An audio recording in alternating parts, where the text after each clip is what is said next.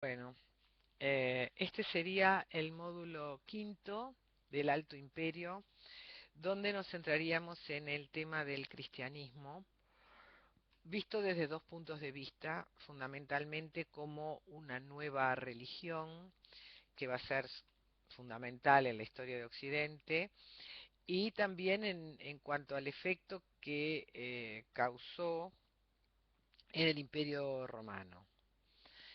En el momento del nacimiento de Jesús, Judea era una provincia romana gobernada por un procurador, em, una provincia con un estatuto especial que ya lo hablamos en otro video, y además un Sanedrín, que era un consejo religioso que se había formado después del exilio de Babilonia, un consejo de sacerdotes que gobernaba los asuntos internos de Judea. O sea, Roma gobernaba esa provincia desde el punto de vista militar y la economía en función de los intereses romanos, pero los asuntos internos de la comunidad judía, tanto religiosos como civiles, los gobernaba el Sanedrín.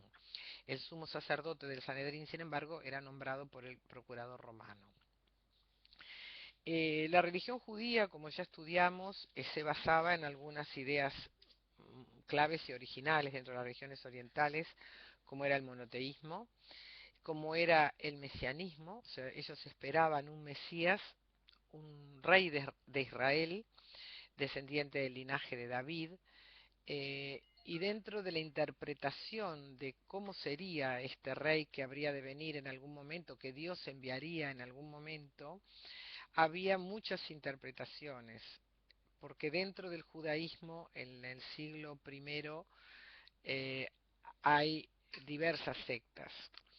Eh, Entre ellas podemos nombrar las más importantes: los saduceos, que eran los altos saduceos, eran los altos dignatarios religiosos, personas muy influyentes, con mucho poder, muy ritualistas, muy apegados a la ley, y muy complacientes con la administración romana, porque como todas las clases altas de las provincias, cuando Roma lograba hacer acuerdos con ellas, esos sectores mantenían el poder sobre sus pueblos y sobre sus territorios, y se asociaban de alguna manera a la dominación romana.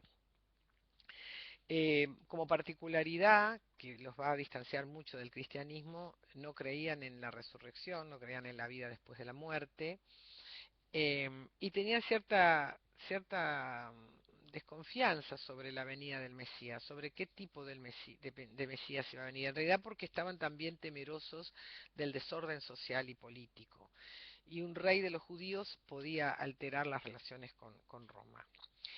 Otro grupo, quizá el más importante de los grupos judíos al nacimiento de Jesús, eran los fariseos.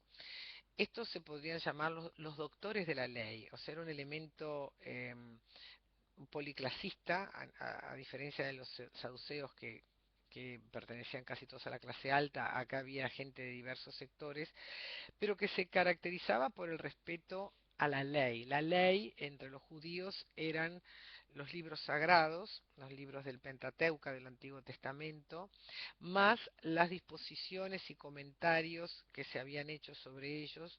Todo ese conjunto de normas, interpretaciones, se llamaba la Torá. Estos eran estudiosos de la Torá, escrupulosamente fieles a la ley, incluso a la letra de la ley.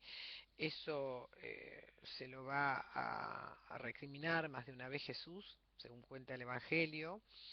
Em, Eran contrarios a Roma, pero no propiciaban movimientos de resistencia política. Sí esperaban un Mesías que fuera a la vez un Mesías rey y sacerdote, y que procurara la regeneración moral y social del pueblo de Israel. Luego estaban los celotes, que eran el elemento más contrario a Roma. Eran también muy rigurosos en cuanto al cumplimiento de la ley judía, tan rigurosos que no hablaban con los gentiles eran los no judíos.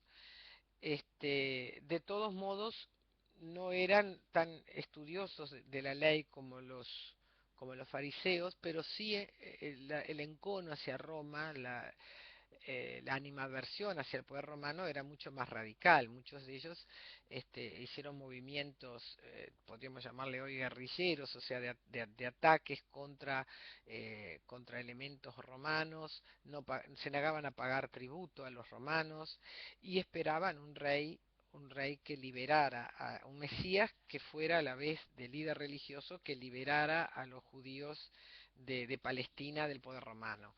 Fueron los celotes estuvieron en la organización de casi todos los movimientos de sublevación de los judíos contra Roma en los siglos I y II. Luego estaban los esenios, que es el grupo más parecido a lo que después van a desarrollar los cristianos como formas de creencia y de culto.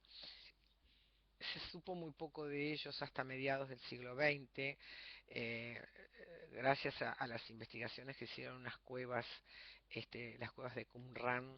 Se sabe algo sobre este grupo tan particular que practicaba la vida en comunidades, con comunidad de bienes,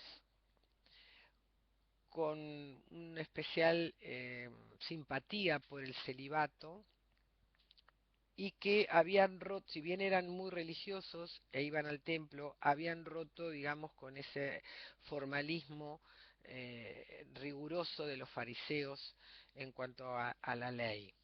Tenían algunos ritos particulares, como ser la purificación por el agua, que después va a ser el bautismo. Jesús es bautizado en el Jordán por Juan el Bautista, que seguramente era un esenio, y también practicaban una comida común sagrada, que también podría haber influido en lo que después los cristianos van a llamar el ágape, y de los cuales lo más importante es la Eucaristía, ¿no? O sea, en la que Cristo instituye en la última cena, este, de una manera simbólica, dando a comer su cuerpo y su sangre. Em, los esenios estaban convencidos que estaban en el momento del final de los tiempos que anunciaba el Antiguo Testamento. Bueno, en ese momento ellos no sabían que era el Antiguo Testamento, ¿no? Que anunciaban la Biblia, porque justamente la división en Antiguo y Nuevo Testamento se basa en los textos judíos, y a partir de los textos cristianos aparece el Nuevo Testamento.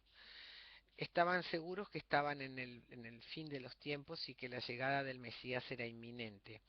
Y es bueno decir que en la época de Jesús había mucha gente que se decía que era el Mesías. O sea, Jesús no fue el único que se autoproclamó el Mesías. Hubo muchos otros judíos que, basándose en lo que sean los libros de los profetas, en la promesa que había sido hecha a Abraham, hablaba de que era el Mesías. Sobre la existencia real de Jesús, como personaje histórico, digamos, hay fuentes cristianas, obviamente, y fuentes no cristianas. Dentro de las fuentes no cristianas, la más cercana a la vida de Jesús es la del historiador judío Flavio Josefo, que en sus antigüedades judías, allá por fines del siglo I, el año 93-94, hace algunas referencias a los cristianos, a los cristianos que seguían a este hombre, ¿no? Llamado Jesús. De todos modos, hay sospechosas coincidencias con la versión posterior del cristianismo, por lo cual se piensa que también pudo haber habido extrapolaciones, o sea, injertos de escritos, de textos cristianos en los escritos de Flavio Josefo.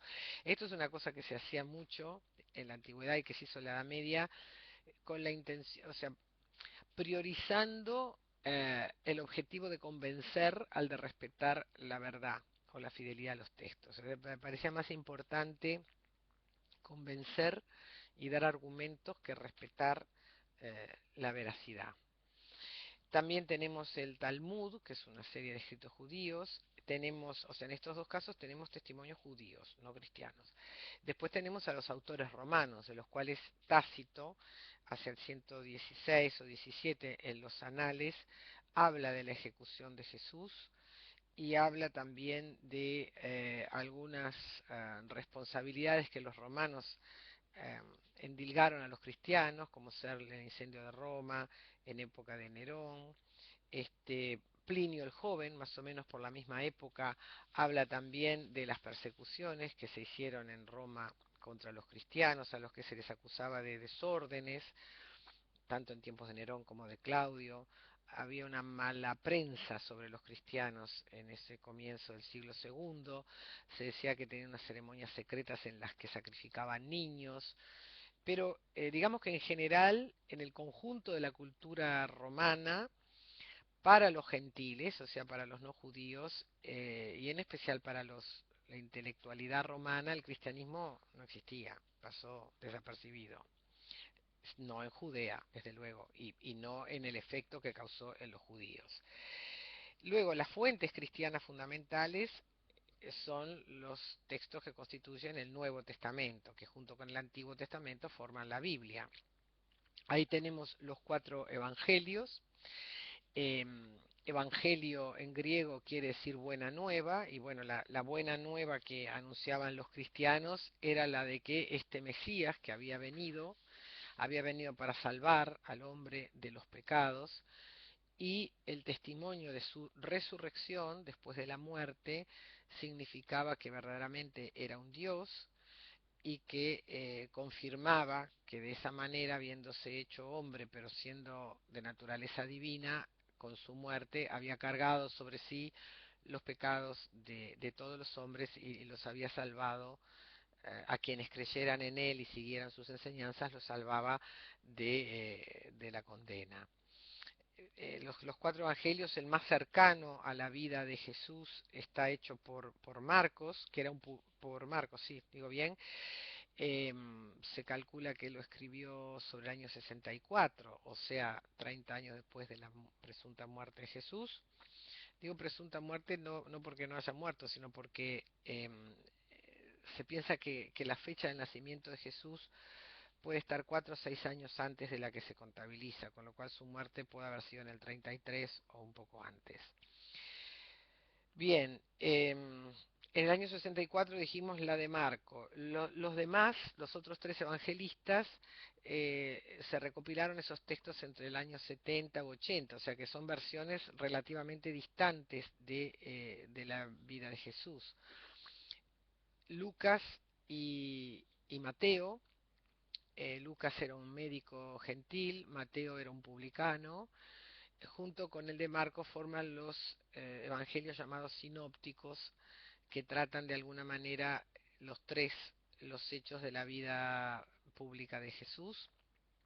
El cuarto evangelio, que es de Juan. Juan fue discípulo de Jesús, entonces es un testigo como más vivencial, pero también el evangelio de Juan puede haber sido obra de una recopilación de los discípulos de Juan, porque se escribe, ya dijimos, sobre los años 70 u 80.